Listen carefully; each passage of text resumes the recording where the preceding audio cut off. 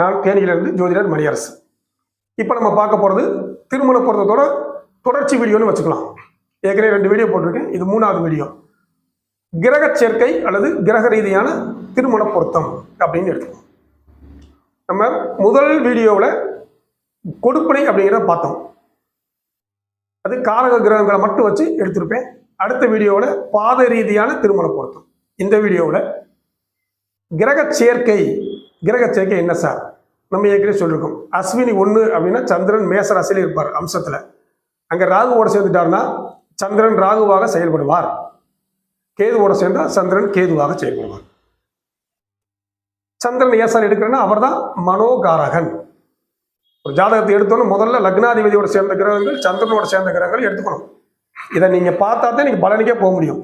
உதாரணமாக ஒரு பெண் ஜாதகம் வருது, அந்த சந்திரனோடு எந்த கிரகம் தொடர்புல அங்கே மாந்தியும் தொடர்பு. அந்த பிள்ளை எதுக்கு பயப்படுது, ஏன் பயப்படுது அப்படின்னு தெரியல. திடீர்னு அந்த பிள்ளையா பேசுது, அந்த பிள்ளையா புலம்புது, இப்படி நிறைய விஷயங்கள் நடக்குது. ஏற்கனவே சொல்லியிருப்பேன், பரணி 4ஆம் பாதம் கவனமாக பொருத்தம் பார்க்கணும். இந்த பரணி 4ஆம் பாதம் அம்சத்தில் 8ல் போய் விழுகும் விருச்சிக ராசியில். அங்கே மாந்தியோட தொடர்பு ஒரு பொண்ணுக்கு ஏற்பட்டுருது. நல்லா அந்த பிள்ளை லவ் பண்ணிக்கிட்டு இருக்கு. பொருத்தம் பார்த்தோம், அந்த பொண்ணுக்கு அந்த பையனே கல்யாணம் முடிச்சு வச்சுக்கலாம், ஒரு 3 வருஷம் வெயிட் பண்ணுங்க அப்படிங்கிறோம். அந்த பொண்ணுக்கு கொஞ்சம் கவனமாக இருட்டில் போக வேணாம், 6 மணிக்கு மேலே பயணங்களை தவிர்த்துக்குங்கிறான். எங்கே போச்சு, எப்படி பயந்ததுன்னு தெரியல. அதான் பேசிக்கிட்டு இருக்கான். இங்கே சந்திரனை வலுப்படுத்த வேணும். நம்ம ஏற்கனவே சொல்லிருக்கோம், சந்திர பிரீத்தி திங்களூர் சந்திர பகவான் கோயிலுக்கு பௌர்ணமிக்கு நான் ஏற்கனவே சொன்ன நட்சத்திரக்காரங்களாம் போயிட்டு வர்றோம். சரிங்களா? அப்போ கிரக ரீதியான திருமண பொருத்தம்னு என்ன சார்? திருமண பொருத்தத்தை 3ஆக பிரிச்சிட்டோம். பிறகு திருமண கொடுப்படை, முதல்ல கொடுப்படை சொல்லிடணும். நல்லா இருக்கு, டைவர்ஸ் ஆக போகுது, ஓடி போகும், குழந்தை இருக்காது, இதெல்லாம் சொல்லிடணும். சொன்னால் பேரண்ட்ஸ் ஒரு தெளிவாயிடுவாங்க.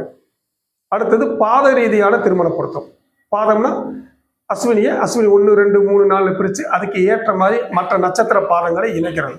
ரஜ்ஜு பொருத்தம், யோனி பொருத்தம் இதெல்லாம் அடிபட்டு போகும். இந்த பாதத்தை மட்டும் இணைச்சி விட்டுட்டீங்கன்னா நட்சத்திரத்தை தான் பொறுத்துறீங்க. அப்போ நட்சத்திரத்துக்கு இன்னொரு நட்சத்திரத்துக்கும் பாத ரீதியாக பொறுத்துட்டீங்கன்னா ஆட்டோமேட்டிக்காக அது ஒரு வேலையை செய்ய ஆரம்பிச்சிடும். இதுக்கு அடுத்து கிரக ரீதியான திருமண பொருத்தம். சார் எனக்கு கொடுப்படை சரியில்லை, நட்சத்திர பொருத்தம் அமையலை, அப்போ கிரக கொடுப்படைக்கு வந்துடுவோம். இங்கே சந்திரன் புதனோடு சேர்ந்துருக்கு, சந்திரன் சூரியனோட சேர்ந்துருக்கு.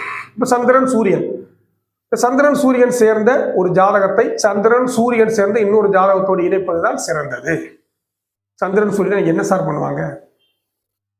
ஃபர்ஸ்ட் அங்க கௌரவம். சந்திரன் சூரியன் கௌரவ பிரச்சனை கொண்டாந்து கொடுத்தான். எப்படி சார் கௌரவம் பார்ப்பாங்க? ஒரு பையன் ஜாதகத்தில் சந்திரன் சூரியன் கிரக சேர்க்கை, பொண்ணு பார்க்க போறாரு. மாமனார் இலை வாங்க வெளியே போயிட்டார். மாமனார் வர்ற வரைக்கும், மாமனார் என்னை கூப்பிட்ற வரைக்கும் வீட்டுக்குள்ள வரமாட்டேன்னு வெளியவே நிற்கிறார் வாசல்ல. அப்ப எவ்வளவு பெரிய கௌரவம்னு பார்த்துக்கோங்க. அவர் திரும்ப கூப்பிட்டு உள்ள போனார். இப்படி ஆளுகளுக்கெல்லாம் நீங்க பொருத்தம் பார்க்கறது ரொம்ப சிரமம்.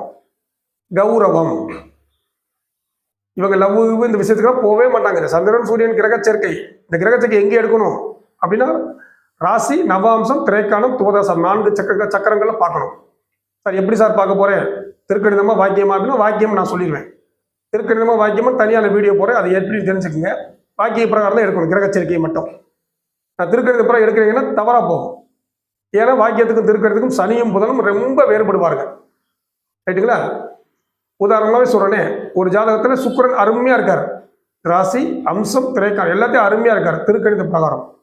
வாக்கிய பிரகாரம் சனி கேதுவோட தொடர்பு கொள்றார். ஒரு தடவை கேது சனியோட தொடர்பு கொள்றார், ஒரு தடவை கேதுவோட மட்டும் சனியோட மட்டும் தொடர்பு கொள்றார். இங்க என்ன அது எங்க நடக்குதுன்னா, இந்த பையனுக்கு இன்னும் திருமணமே ஆகலை. அப்போ உங்க திருக்கணித பிரகாரம் சார், திருக்கணிதத்தை சொல்றதுக்கு உங்களுக்கு என்ன சார் ரூல்ஸ்? நானும் 10 வருஷமா திருக்கணித பிரகாரம் பார்த்துட்டு கடந்த 5 வருடமாக வாக்கிய பிரகாரம் பார்க்குறேன். அதனால திருக்கணிதத்தில் எங்கெங்கே என்னென்ன பிரச்சனை வரணும் எனக்கு சொல்லுவதற்கு உரிமை இருக்கிறது. சரிங்களா? அப்ப கிரக சேர்க்கை மட்டும், மற்றவங்க எப்படி பார்த்துங்க, கிரக சேர்க்கை மட்டும் வாக்கிய பிரகாரம் பார்ப்பதுதான் சிறந்தது. ஒருத்தருக்கு புதன் மிதுனத்தில் ஆட்சியா இருக்கு, எனக்கு புதன் மிதுனத்தில் ஆட்சி சார், ஏன் மனைவி அமைய மாட்டேது, ஏன் எனக்கு பிரச்சனை மேல பிரச்சனை வருது அப்படின்னா அங்க அவருக்கு புதன் நீசமாகிறார். வாக்கிய பிரகாரம் புதன் நீசமாகிறார். சரி, இப்போ நம்ம கிரக சேர்க்கைக்கு வருவோம். சந்திரன் சூரியன் கௌரவம்.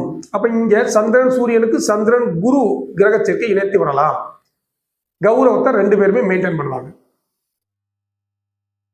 கிரக சேர்க்கையில பாருங்க, ராசியாக இருக்கட்டும், அம்சமாக இருக்கட்டும், கிரேக்கானம், துவதாசாம்சம், அந்த ராசியை விட மற்ற வர்க்க சக்கரங்களில் தனித்த கிரகம் பலனே தராது. ஒரு கிரகம் தனிச்சு இருக்கவே கூடாது. குறைஞ்சது ஏதாவது ஒரு கிரகத்தோட தொடர்பு இருக்கணும். அது சந்திரன் தனிச்சு இருக்கவே கூடாது. சந்திரன் தனிச்சு இருந்தால் அவங்களை தள்ளி கொண்டு போறதுக்கு ஒரு 2 பேர் வேணும். பார்த்துக்குங்க. அப்ப சந்திரன் சூரியனுக்கு சந்திரன் குருவை இணைக்கலாம். சந்திரன் செவ்வாய்க்கு, சந்திரன் செவ்வாய் கிரக சேர்க்கைக்கு சந்திரன் சுக்கிரனை இணைக்கலாம். சந்திரன் குருவை இணைக்கலாம். அப்படி தள்ளி கொண்டு போயிடும். சந்திரன் செவ்வாய் வேகம் வேகம் வேகம். அந்த சந்திரன் சுக்கிரன் இந்த வேகத்துக்கு ஏற்ற மாதிரி அட்ஜஸ்ட் பண்ணிக்கிறோம். இந்த சுக்கிரன் வந்து எல்லா வகையிலும் அட்ஜஸ்ட், இந்த சுக்கிரனும் புதனும் அட்ஜஸ்ட்மெண்ட்ல போவாங்க. சரிங்களா? அப்ப இந்த இடத்துல இந்த 2 கிரக சேர்க்கை இணைச்சுக்கலாம்.